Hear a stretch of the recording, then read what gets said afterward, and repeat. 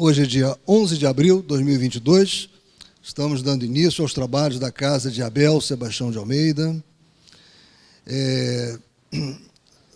sempre pedindo a Deus, nosso Pai de infinito amor e misericórdia, a Jesus, nosso querido e amoroso Mestre, que nos envolva num manto de paz, de amor, de tranquilidade, que os nossos trabalhos possam transcorrer, né, com muita harmonia, que a Abel Sebastião de Almeida, Cilo Gomes Valente, os demais obreiros da espiritualidade que atuam nessa casa, cujo trabalho, inclusive, já começou, nos ajudem, nos amparem, nos auxiliem nosso irmão Mauro Oliveira, que fará o nosso estudo da noite de hoje. Porém, como sempre o fazemos, nós preparamos o nosso ambiente mediante a leitura de uma página que foi previamente selecionada para o dia de hoje. É do livro Abrigo, ditado pelo Espírito Emmanuel e psicografado por Chico Xavier. Cumprimento da lei. Não vim destruir a lei, mas dar-lhe cumprimento. Companheiros inúmeros, em rememorando semelhantes palavras do Cristo, de certo guardarão a ideia fixada simplesmente na confirmação doutrinal do Mestre Divino ante o ensinamento de Moisés. A lição, todavia, é mais profunda.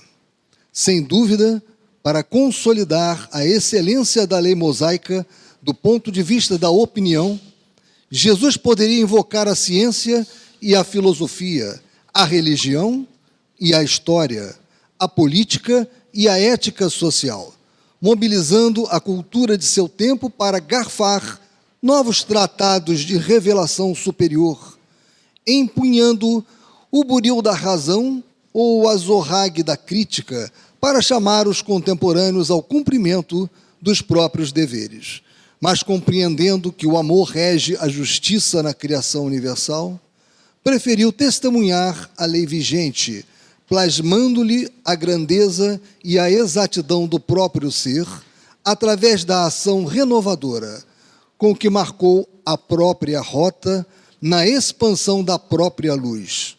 É por isso que da manjedoura simples à cruz da morte, vemo-lo no serviço infatigável do bem, empregando a compaixão genuína por ingrediente inalienável da própria mensagem transformadora, fosse subtraindo a Madalena à fúria dos preconceitos de sua época para soerguê-la à dignidade feminina, ou desculpando Simão Pedro, o amigo timorato que abdicava da lealdade à última hora, fosse esquecendo o gesto impensado de Judas, o discípulo enganado, ou buscando Saulo de Tarso, o adversário confesso, para induzir-lhe a sinceridade a mais amplo e seguro aproveitamento da vida.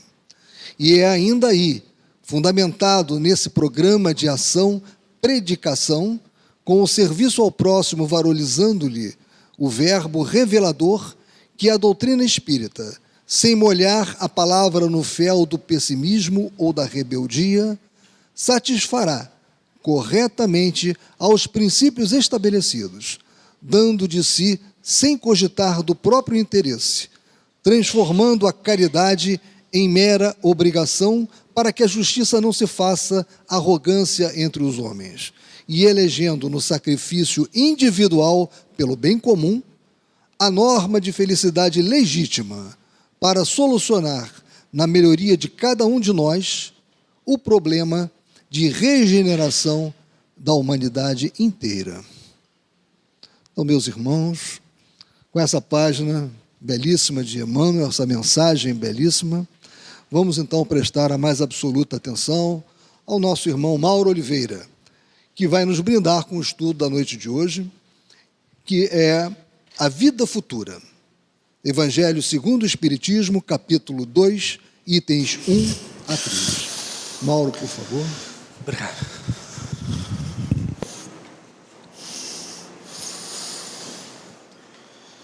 Boa noite, meus irmãos. Que a paz e o amor, nosso Mestre Jesus, nos envolvam nesse momento. Nós vamos dar início ao nosso estudo do Evangelho segundo o Espiritismo. E hoje nós faremos do capítulo 2, que tem como título Meu Reino Não É Deste Mundo, os itens 1 a 3. E esses itens se referem à vida futura. Nós estamos diante de um tema fundamental dentro da doutrina. Kardec utiliza o termo dogma, mas não no sentido de imposição de algo que foi decretado ou algo que não possa ser até mesmo discutido, mas é porque é um princípio fundamental, e nesse sentido é que é dado a palavra dogma, né? A nossa caminhada como espíritos imortais, ela é feita de processos.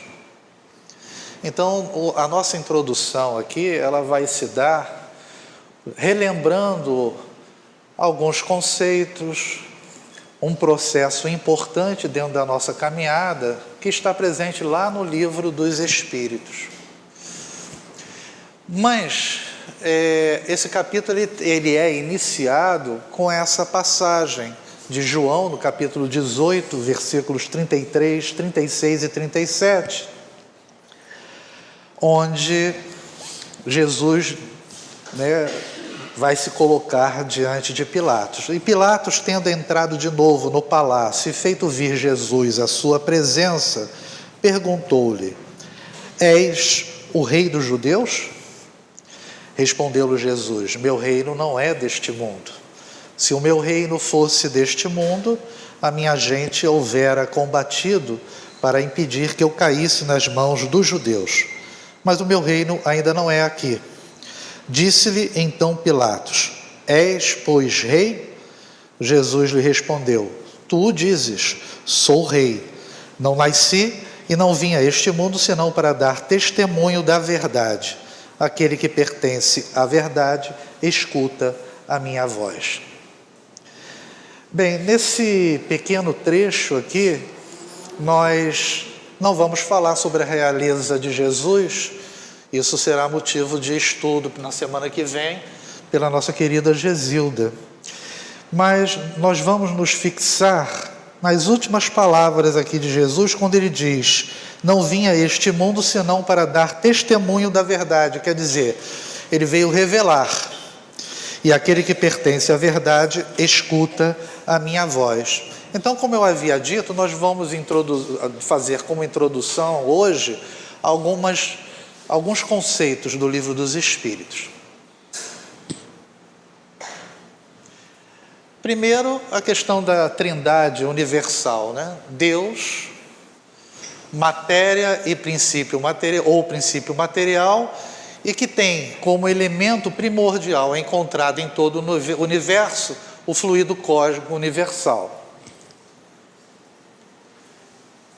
Espírito, ou princípio espiritual, e na questão 23 do Livro dos Espíritos é perguntado, o que é espírito, com letra pequena? E é respondido: o princípio inteligente, do universo. Então, o que nós vamos observar é que esse princípio espiritual, eu prefiro inicialmente chamar assim, vai passar por experiências nos diversos reinos, que vai culminar justamente com a inteligência.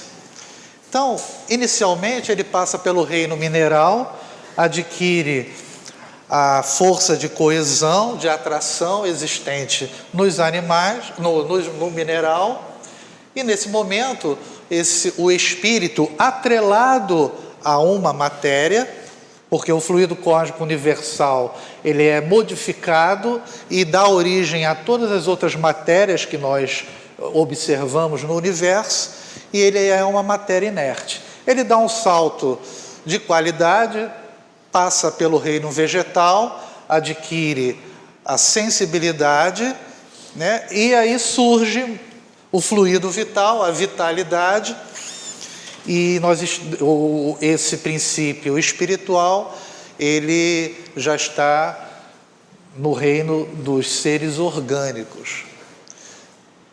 Mais um salto, chega no reino animal, adquire uma inteligência rudimentar, que é o instinto.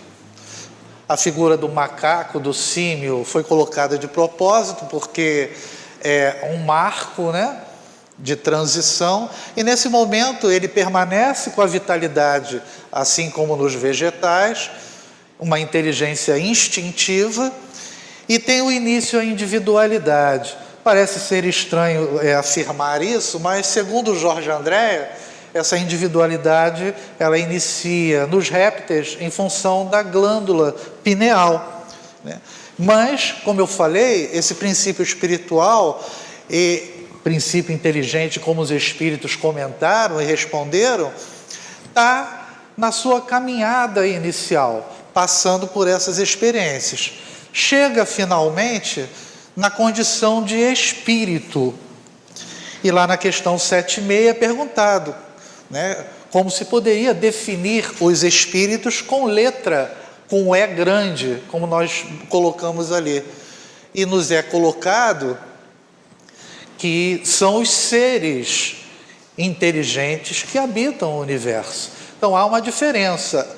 Até o reino animal é um princípio espiritual que vai adquirindo as experiências nos reinos e vai culminando com uma inteligência rudimentar nos animais. Mas quando chega no reino hominal, ele adquire a condição de raciocinar, né, o pensamento e inteligência ilimitada, livre-arbítrio, importante, as escolhas, consciência do futuro, já que a gente está falando de vida futura, e importante, conhecimento de Deus. Como nós comentamos, né, Jesus fala que veio revelar a verdade, mas essa verdade só poderia ser revelada, né, a partir do momento que houvesse condições de entendimento sobre as coisas. E esse primeiro processo é que dá possibilidade, a partir do momento que a gente começa a raciocinar, é que dá a possibilidade do homem, pouco a pouco, ir desvendando com as suas dificuldades naturais, que a caminhada é longa, e começa a receber algumas verdades, né? Não de maneira completa, natural, até hoje nós não temos essas revelações completas em função da nossa inferioridade intelectual e moral também. Um processo importante, quando se comenta aqui sobre o conhecimento de Deus, a gente pode falar a busca que o homem teve em relação a esse ser, né, acima dele, né? Todas as civilizações tiveram isso.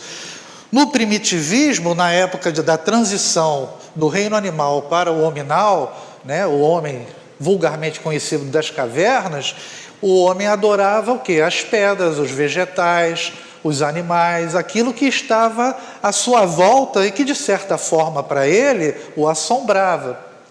Quando ele deixa de ser nômade e passa a ser sedentário e começa a utilizar a agricultura, ele passa a adorar esse Deus, a busca dessa divindade, através das forças da natureza, que estavam relacionadas ao seu dia a dia, o sol, a chuva, a lua, a terra, né?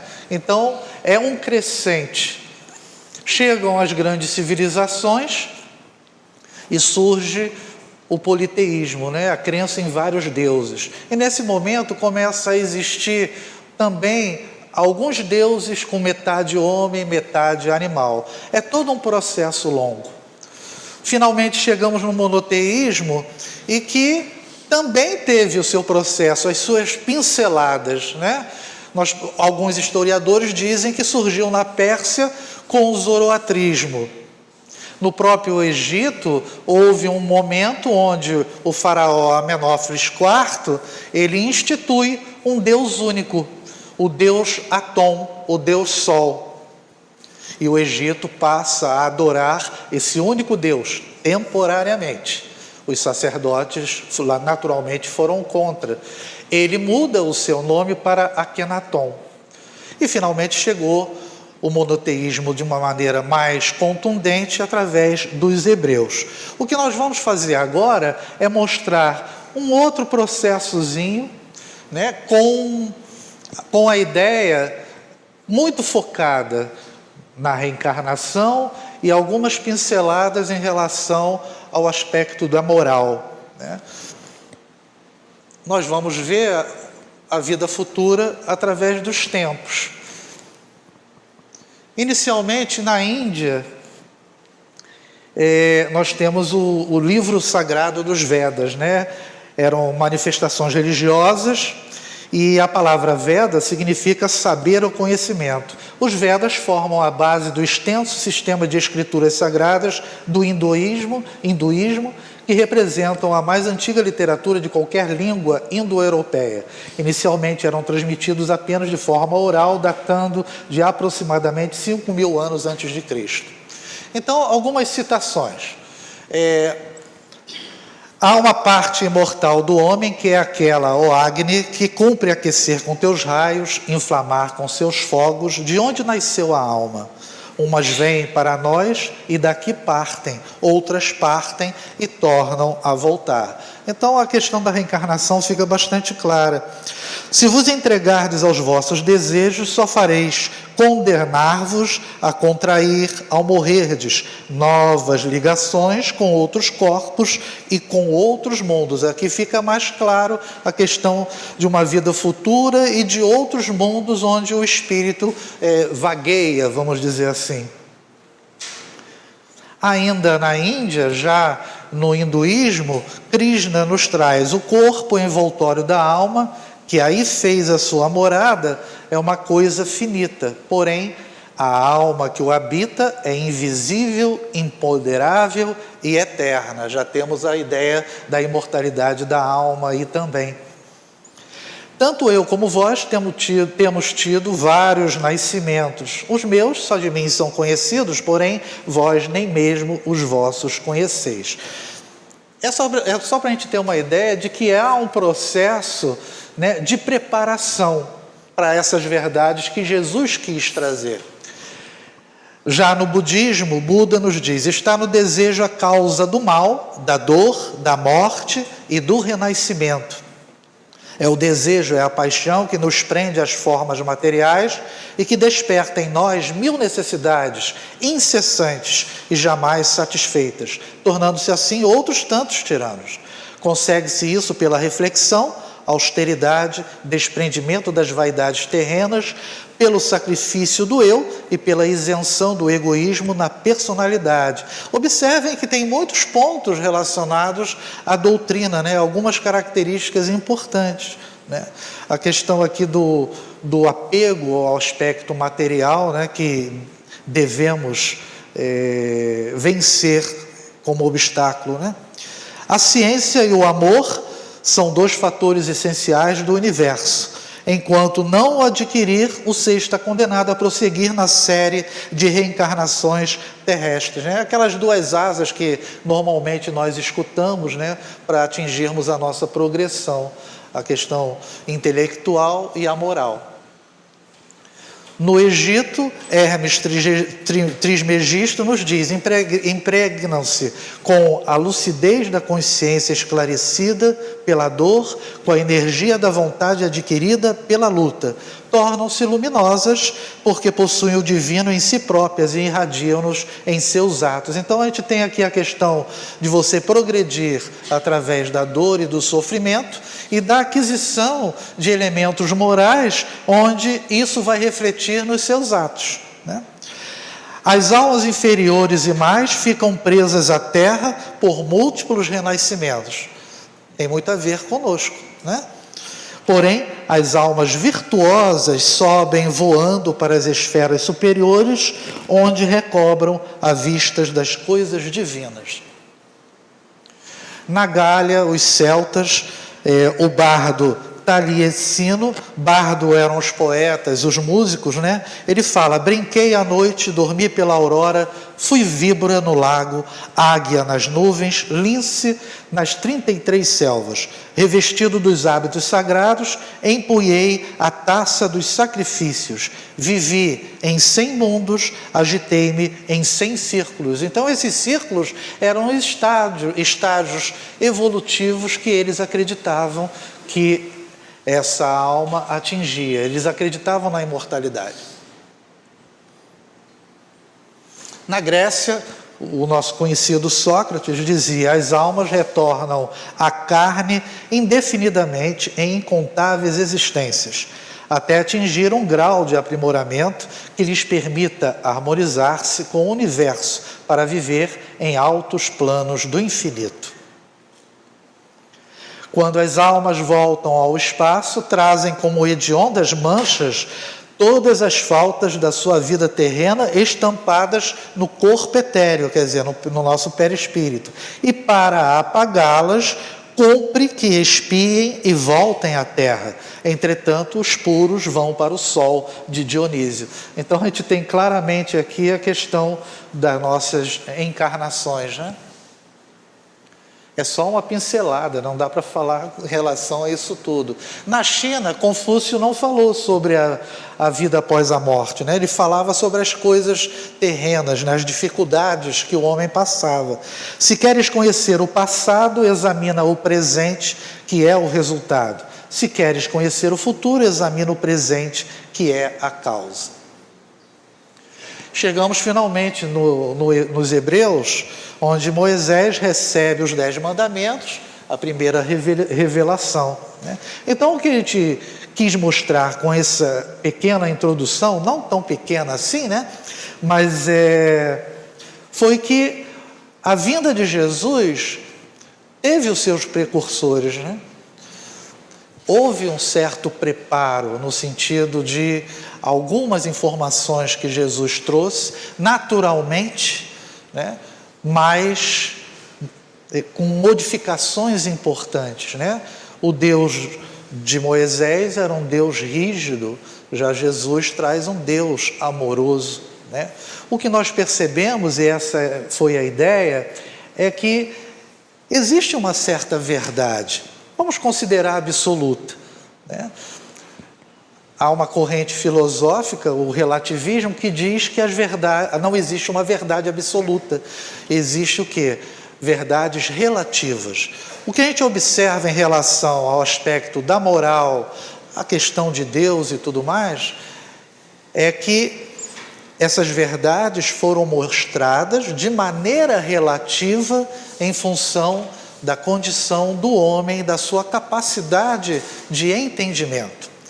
E isso que é importante a gente ter ideia, né? Até hoje, com o avanço que nós já tivemos no aspecto intelectual, da ciência e até, de certa forma, do entendimento dessa imortalidade da alma, da vida futura, ainda assim, nem tudo foi mostrado para nós, né? Iniciando aqui, Kardec começa a fazer algumas afirmações a respeito sobre a vida futura. Ele diz: é a meta que a humanidade irá ter, devendo constituir objeto das maiores preocupações do homem na Terra. Eu chamo a atenção porque ele fala que irá ter. Então, aqui também fica claro que é um processo, porque quando se fala de vida futura, a gente está falando de vida espiritual. É essa a ideia que Jesus trouxe, né?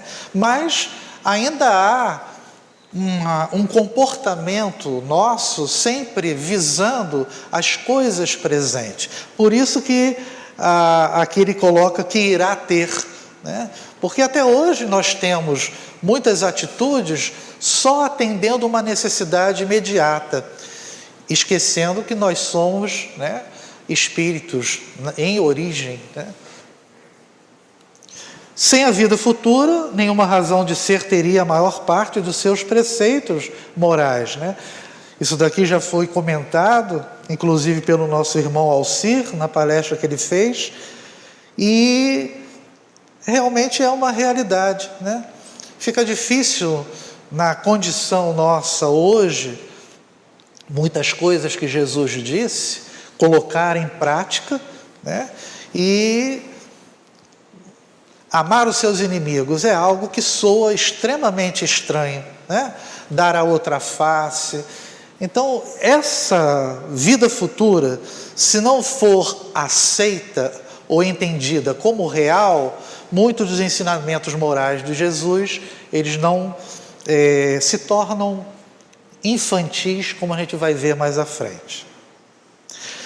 Bem, quando se fala da vida futura, não dá para desassociar da questão da alma, né? Kardec, na introdução do Livro dos Espíritos, ele comenta da dificuldade de definição dessa palavra. Ele sugere 3 definições, né? A alma e mais um adjetivo. Ele sugere a alma vital, né? Tendo relacionado isso à questão do quê? Do corpo físico. A alma intelectual, encontrada nos animais e no homem. E a alma espiritual, que representa o grande ponto que a doutrina espírita e as outras religiões e doutrinas filosóficas acreditam. Então, nesse sentido, nós podemos observar o seguinte, que em função dessa dificuldade, houveram o quê? Concepções de mundos diferentes, uma ideia de mundo diferente. Surgiram doutrinas, deísmo, dogmatismo, e 2 polos aqui, o materialismo e o espiritualismo. E no materialismo, aquela ideia de que o corpo físico acabou, não existe mais nada, né? É interessante, inclusive, o tema no Livro dos Espíritos, o nada e a vida futura, e a questão logo colocada é: por que o homem tem horror ao nada? E os espíritos respondem de maneira assim meio nebulosa, vamos dizer assim: porque o nada não existe.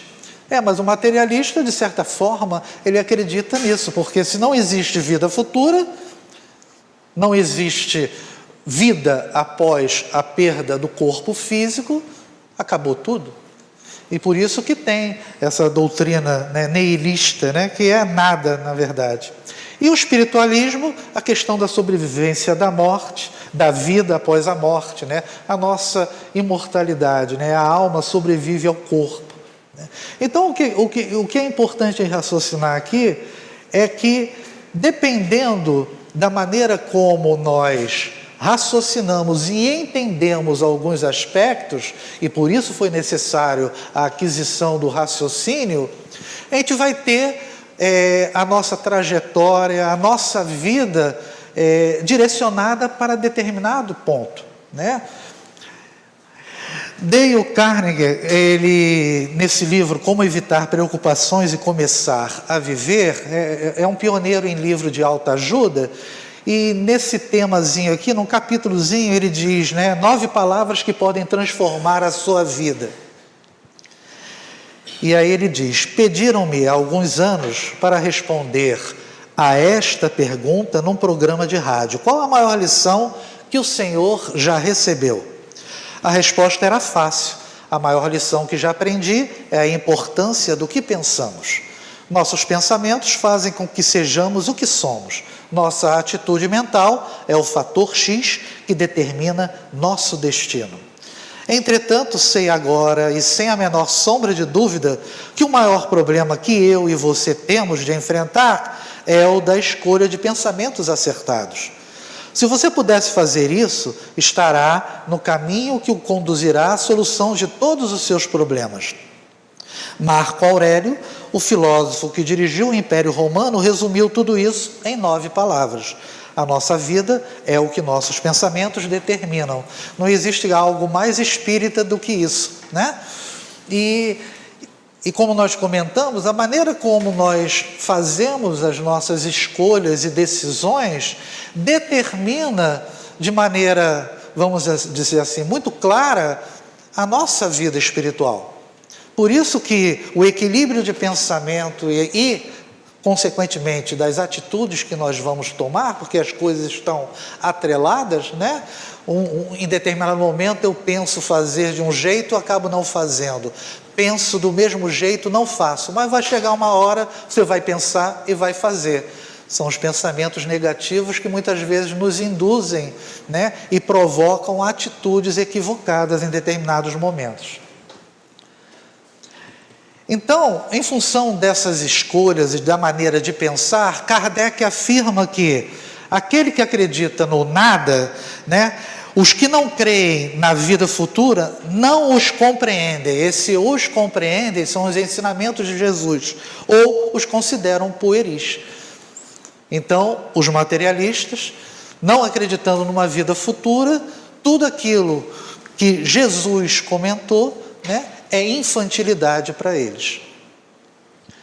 Aqueles que acreditam na sobrevivência da vida após a morte, nos é colocado por Kardec, justifica as anomalias da vida terrena e se mostra de acordo com a justiça de Deus. Então, aquele processo que a gente colocou, dando ênfase à reencarnação, é porque ela é uma ferramenta, é um instrumento pelo qual nós temos condições de perceber claramente a justiça de Deus, né? Que nos dá uma ideia de por que uma criança nasce desse jeito, né, e outra não. Onde está a bondade de Deus se permite que essa criança nasça com essa dificuldade, muitas vezes física, né?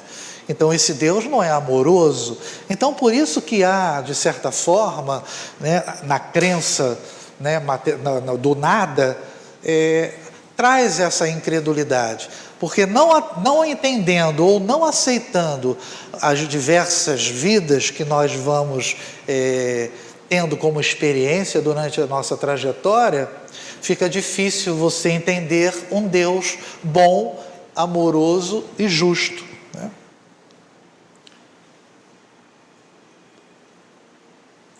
A visão dos judeus aqui. Kardec começa a comentar em relação a essa visão. Moisés não teve culpa de trazer aquele Deus daquela forma. Era o que poderia ser feito em função do povo, da maneira como eles acreditavam. Por isso que ele coloca, acreditavam nos anjos, considerando os seres privilegiados da criação. Kardec continua isso dizendo que eles não tinham ideia, que é o que a doutrina acredita, que um dia chegaremos à condição de anjos, né? O ponto também importante, a observância das leis de Deus era recompensada com os bens terrenos. Nós fizemos um estudo aqui sobre preces inteligíveis. Não sei se foi nesse estudo especificamente, ou se foi de preces pagas, onde nós comentamos que a nossa relação com Deus, durante boa parte ou grande parte da nossa trajetória, e até hoje, de certa forma, é uma relação de barganha, né? Eu oro, eu faço isso, mas eu quero alguma coisa em troca. Essa alguma coisa em troca, os judeus acreditavam que, cumprindo as leis, eles teriam os bens terrenos, né? A colheita, tudo nesse sentido. Não é muito diferente de hoje, quando você volta e meia, ora e reza para ter alguns aspectos materiais, né? A prece, a oração deveria ser para você ter equilíbrio, harmonia, para poder decidir o que é melhor. E não fazer aquilo com o intuito de conquistar algo especificamente de maneira imediata, né? E daí a visão equivocada deles em relação a essa vida futura. E quando dava ao contrário, né, as calamidades públicas e as derrotas nas batalhas eram o castigo da desobediência àquelas leis. Aqui as calamidades públicas, eu refleti sobre as calamidades naturais, né? E a gente sabe que A lei de destruição, que é comentado lá na terceira parte do Livro dos Espíritos, é uma lei de transformação. Porque quando há uma calamidade, e a gente observa até hoje, em determinada região do planeta, a Terra, de um modo geral, os outros países começam a se unir para auxiliar aquele grupo. E aqueles que estão naquela região com dificuldade, também dentro da medida do possível, né, e do esforço, vão buscando soluções, um ajudando o outro, soluções para resolver aquele problema imediato. Então, nem sempre essas calamidades públicas está relacionada ao fato do não cumprimento de uma lei divina. Às vezes faz parte de um processo necessário de crescimento dos espíritos que estão sofrendo aquele tipo de dificuldade. Aí entramos na inteligência, na didática de Jesus, né? Por isso que ele aceitou ser chamado de mestre, né? Jesus, conformando seu ensino com o estado dos homens de sua época, não julgou conveniente dar-lhes luz completa, percebendo que eles ficariam deslumbrados, visto que não a compreenderiam. Então, teve que surgir no momento adequado, depois daquela preparação toda, daqueles mestres que surgiram antes de Jesus, ele veio, trouxe essa percepção de que teria que falar por parábolas, não poderia demonstrar tudo de maneira clara, porque eles não a entenderiam.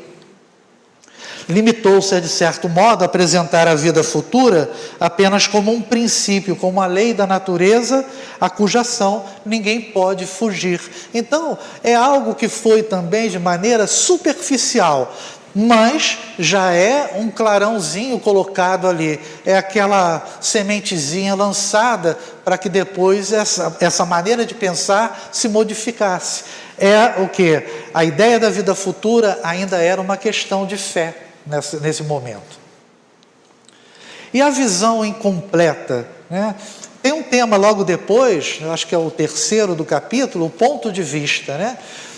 A gente pode dar o exemplo da casa, né? Duas pessoas observando a casa. Um olha a casa e vê que a casa é azul, o outro olha que é vermelho. Mas se você observar a casa de uma maneira mais geral, a casa é azul e vermelho. Os dois estavam errados? Não, estavam certos, mas a visão é incompleta. Então, o que acontece? Com relação à vida futura, Kardec comenta isso. Todo cristão, pois, necessariamente crê na vida futura, mas a ideia que muitos fazem dela é ainda vaga, incompleta, e por isso mesmo, falsa em diversos pontos. Para grande número de pessoas, não há, a tal respeito, mais do que uma crença, por isso que foi comentado, né, que ainda era uma questão de fé, balda de certeza absoluta, onde as dúvidas e mesmo a incredulidade ocorrem, né? Então, o que a gente observa é que essa falta de visão em relação a um determinado aspecto, naturalmente está relacionado à nossa incompetência e incapacidade de compreensão ainda sobre alguns aspectos. E daí a gente vai pincelar aqui no livro de Richard Simonetti, Quem Tem Medo da Morte, nesse tema bico de luz, e nos é colocado: um homem transitava por estrada deserta a altas horas, noite escura, sem luar, estrelas apagadas. Seguia apreensivo. Por ali ocorriam não raro assaltos. Percebeu que alguém o acompanhava. Quem vê lá? Perguntou assustado. Não obteve resposta. Apressou-se no que foi imitado pelo perseguidor. Correu, o desconhecido também. Apavorado em desabalada carreira, tão rápido quanto suas pernas o permitiam, coração a galopar no peito, pulmões em brasa, passou diante de um bico de luz. Olhou para trás e, como por encanto, o medo se desvaneceu. Seu perseguidor era apenas um velho burro acostumado a acompanhar andarilhos. Então, o que a gente tira aqui, e na mensagem o Simonetti coloca, é que quando você tem ideia do porquê que você tem medo, você tem uma justificativa para aquilo, ele entendeu que não tinha motivo para ter medo, porque era apenas um burro. Então você passa a ter um entendimento melhor sobre as coisas. Por isso que a visão do Espiritismo, e o Espiritismo é esse bico de luz que veio clarear as ideias que Jesus trouxe, né? Ele trouxe, já clareou alguma coisa, abafou algumas informações, e por isso surge a doutrina espírita. O Espiritismo veio completar nesse ponto, como em vários outros, nos diz Kardec, o ensino do Cristo, fazendo-o quando os homens já se mostram maduros bastante para apreender a verdade, né? Maduros ainda relativo. E no momento que a doutrina surge, e só surgiu porque a ciência já tinha condições de explicar os fenômenos, que é o que vai ser dito agora, né? A vida futura deixa de ser simples artigo de fé, porque passa a ter, através da doutrina espírita, uma explicação racional e lógica a respeito dos fatos, a respeito das coisas, pelos fenômenos que os espíritos passaram a demonstrar e a trazer. E por isso que ele diz, a descrição da vida futura é tão circunstanciadamente feita, são tão racionais as condições, ditosas ou infortunadas da existência dos que lá se encontram, quais eles próprios pintam, que cada um, aqui a seu malgrado, reconhece e declara a si mesmo que não pode ser de outra forma, porquanto, assim sendo, patente fica a verdadeira justiça de Deus. Como não acreditar numa vida futura como uma realidade? Os médiuns, os próprios médiuns, que recebem as comunicações através das psicografias, quando da audiência, quando escutam, né, os espíritos. Como não acreditar numa vida futura quando você recebe determinada psicografia com a assinatura do seu pai, que foi o meu caso, quando não buscava nenhuma forma de demonstrar que aquilo era uma realidade. O corpo da mensagem não era escrita ou a caligrafia do meu pai, mesmo porque ele era semi-analfabeto, mas a assinatura era igual. Eu, como espírita, não me fiz de rogado. Cheguei no Rio de Janeiro, porque eu estava no sul, cheguei no Rio de Janeiro, procurei a minha mãe, me dá a identidade do meu pai. Aí eu fui olhar lá, e a identidade e a assinatura estava, no mínimo, próxima de uma realidade. Então fica difícil para quem é médium ter dúvidas a respeito dessa existência. É natural que hajam ainda não é certa dúvida, mas um certo inconformismo com algumas coisas, né, que ocorrem. É natural que ainda tenhamos essa pulguinha atrás da orelha. Será que é verdade mesmo que a vida futura existe? Né? Isso é compreensível ainda, porque existe um desejo muito forte nosso, né, de aproveitar tudo que a gente pode na vida atual. Mas a nossa origem, sendo a espiritual, deveria ser um pouco mais pensada, né?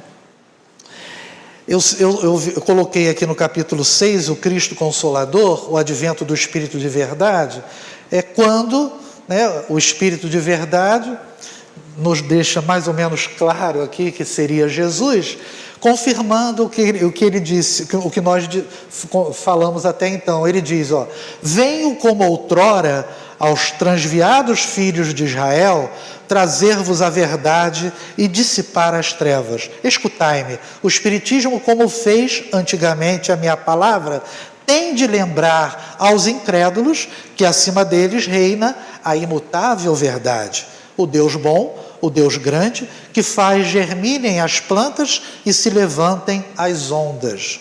Revelei a doutrina divinal, como ceifeiro, reuni em feixes o bem esparso no seio da humanidade e disse, vinde a mim todos vós que sofreis. Né? Isso Jesus nos dizia o tempo todo, né? O que Jesus fez não foi auxiliar, não foi demonstrar a caridade, exemplificando essa caridade, consolando, né, indistintamente.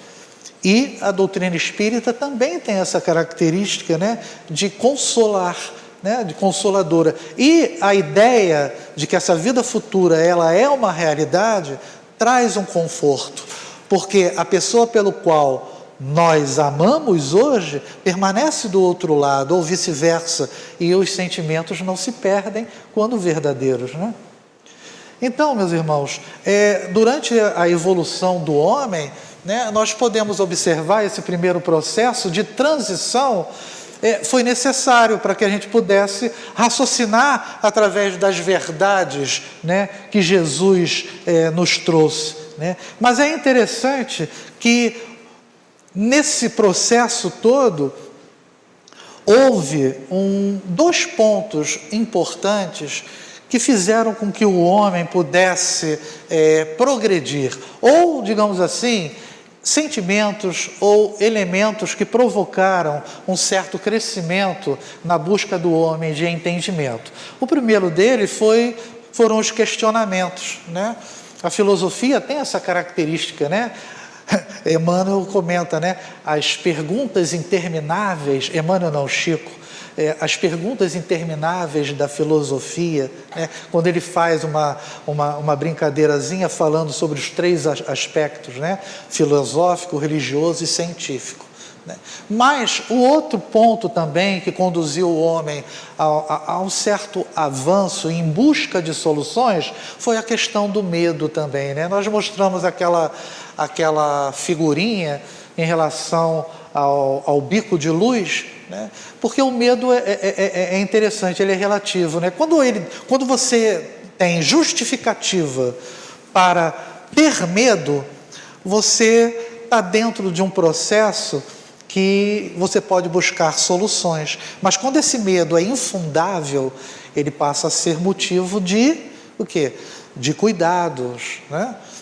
E não há como negar que um dos maiores medos que o homem tem, né, até hoje, é a questão da morte, né? E um questionamento: devemos temer a morte? Segundo o que a doutrina espírita nos comenta, ela é apenas uma fase, né? Mas cada um tem o seu mundo íntimo, tem as suas dificuldades. Então o medo da morte pode estar relacionado ao instinto de preservação, que é muito forte em todos nós, né? A questão dos sentimentos, né? Não querer perder aquela pessoa tão amada. Então você teme a morte, né, em função de não querer se afastar dos seus, né? Mas também há a questão da morte em relação à consciência culpada, né? Que muitas vezes nós abafamos por aquilo que nós não fazemos de maneira ideal, né? Mas cada um tem esse tipo de sentimento, né, e a sua explicação própria, justificável ou não. O que eu quero dizer é o seguinte: o fato de eu saber da vida futura não significa que eu não possa ter medo de partir, ou pelo menos de não desejar partir. Eu já tive essa experiência. Então, no momento eu orava, mas o desejo era de permanecer, não era receio de ir. É aquela questão de você desejar estar ainda aqui, né?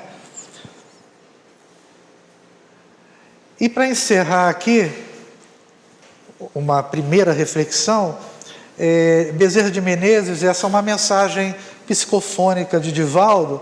Ele nos diz: em toda parte Jesus necessita de vós para falar pela vossa boca, caminhar pelos vossos pés e agir através das vossas mãos. Exultai se incompreendidos, alegrai-vos se acusados, buscai sorrir se caluniados ou esquecidos dos aplausos terrestres.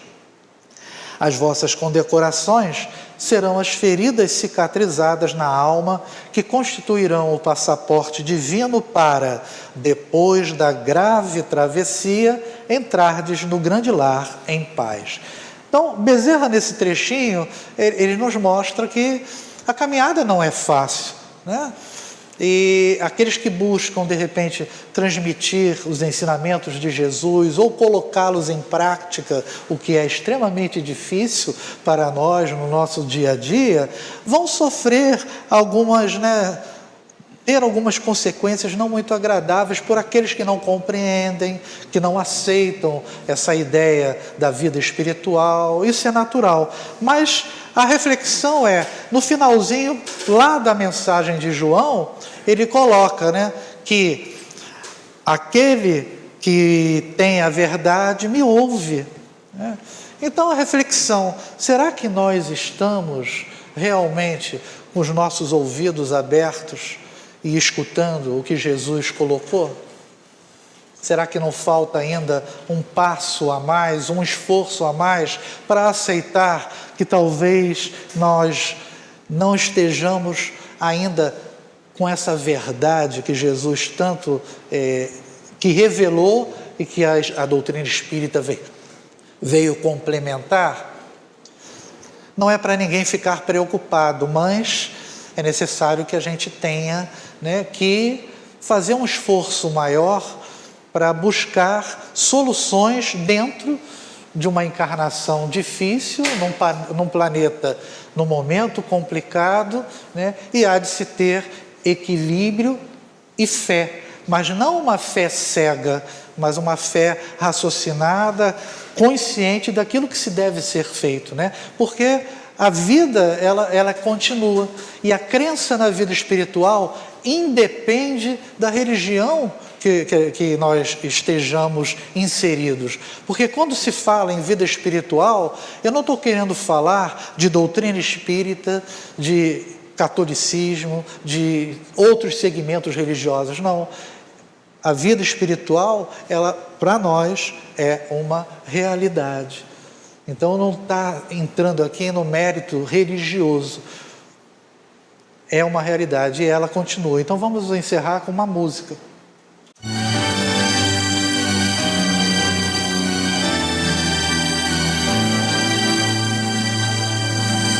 O que sabe o homem do imensurável, além das conclusões que tira? O que sabe o homem do imponderável, se nem vê o ar que respira?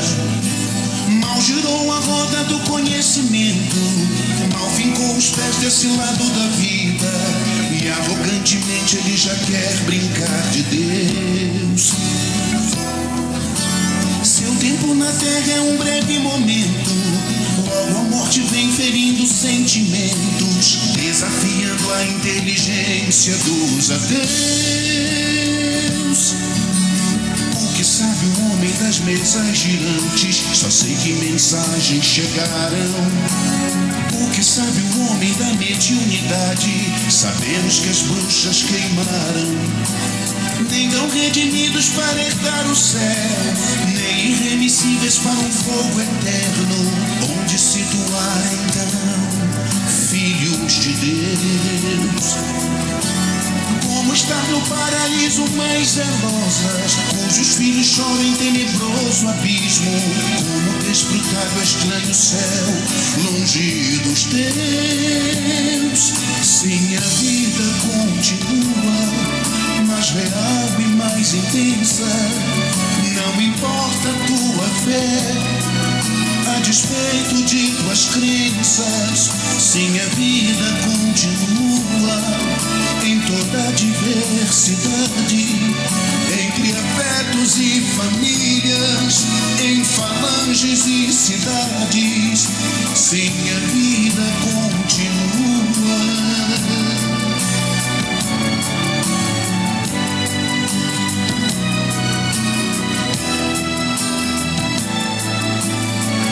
Redimidos para herdar o céu, nem irremissíveis para um fogo eterno, onde situar então filhos de Deus. Como estar no paraíso mães zelosas, cujos filhos choram em tenebroso abismo, como desfrutar do estranho céu, longe dos teus. Faixas de afinidade, sabe a lei de atração. Formam-se sociedades, cada qual sua dimensão. Renascer e renascer e renascer, então sim a vida continua, mais real e mais intensa.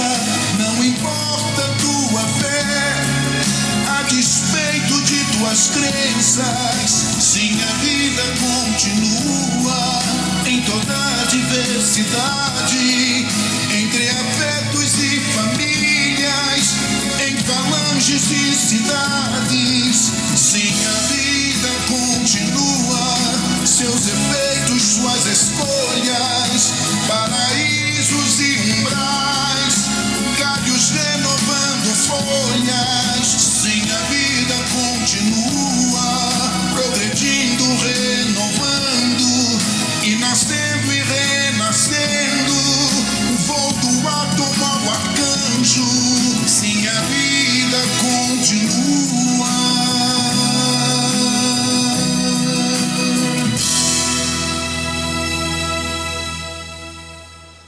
Bem, meus irmãos, eu agradeço a atenção de todos, uma boa noite e muita paz.